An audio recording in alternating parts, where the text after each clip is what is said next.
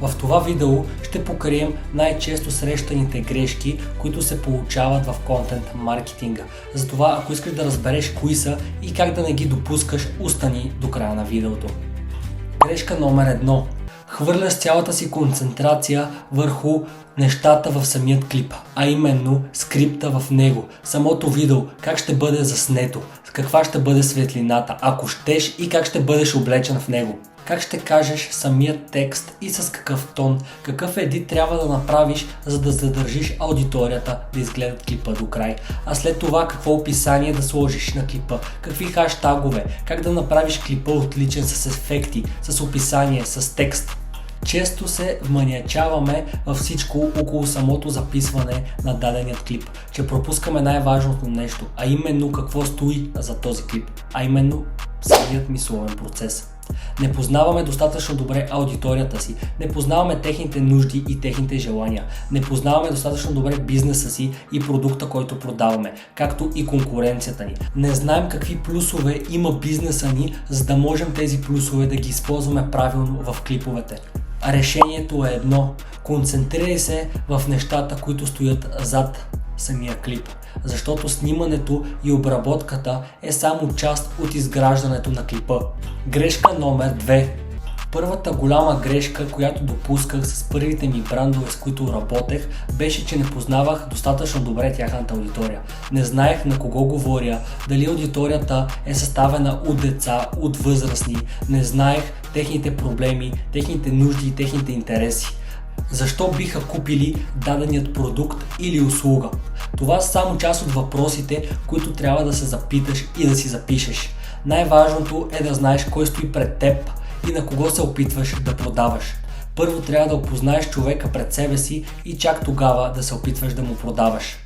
Решението: концентрирай се върху това да опознаеш отлично аудиторията си. Запиши си 20 въпроса, които са свързани с хората, които ще таргетираш и които ще гледат даденият клип, и им отговори и чак тогава продължи напред. Грешка номер 3. Правех и пусках видео след видео, защото си мислих, че колкото повече видеа направя и пусна, до толкова повече хора ще стигна и ще направя съответно повече продажби. Да, но истината е, че изобщо не е така. Истината е в стратегията и постоянството зад нея, а не просто в пускането на видеа. Решението: пускай няколко видеа в седмицата. Първото видео е с цел да коментираш нишата на бизнеса ти, без директна продажба, с цел образоване на аудиторията ти в дадената ниша, в която продаваш даденият продукт. Второто видео може да бъде някакъв скетч или видео с цел забава, с цел стигане до по-голяма аудитория, разпознаваемост, разпространение на това видео, разпознаваемост на бранда. И третото видео е с цел по-директна продажба. Направи си подобна стратегия и бъди консистентен в нея. И запомни, идеята не е да пускаш и да правиш видеа, а да знаеш точно къде да натиснеш, да знаеш аудиторията, която ще гледа тези видеа и която ще си купи продукта ти и да помогнеш на човека отсреща. Грешка номер 4. Пишеш един промпт, AI генерира текст и си готов. Точно тук се допускат най-големите грешки. Използвай AI-ът, но по правилен начин. Първо го научи, покажи му продукта, покажи му сайта си, покажи му конкуренцията, с какво ти си по-добър, какви са твоите плюсове, научи го на аудиторията си, вкарай го в процеса и чак тогава го използвай за идеи, но отново не копипействай. Напиши си твоят скрипт, твоите идеи с ясен хук, с ясна структура, плюсове, примери, с CTA, а чак тогава виж какво ще ти препоръча и какви идеи ще ти даде. AI-ът не пише перфектни текстове сам. Първо трябва да го научиш, да го вкараш в процеса и чак тогава да очакваш той наистина да ти помогне. Грешка номер 5. Опитвай се да говориш на всички, но в крайна сметка не говориш на никого. Правиш прекалено общо съдържание, което да е за всички, но точно заради това не хващаш никого. Хората не се разпознават в посланието ти и в съдържанието ти. Не се усещат, че говориш директно на тях и точно заради това просто те подминават. Решението: бъди конкретен, говори на точно определен тип човек с конкретен проблем. Колкото по-тясно насочено е съдържанието ти, толкова по-силно ще резонира и ще привлечеш правилната аудитория.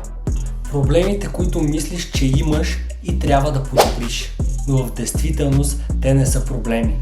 Първият проблем, който реално не е проблем, е как стоиш пред камера, с какъв тон произнасяш текста и скрипта, дали си интересен като човек, но без да осъзнаваш, че този вид проблем го научаваш с опита и с нещата, през които преминаваш по време на снимането, заснемането, едита и цялостния процес на правенето на дадено видео.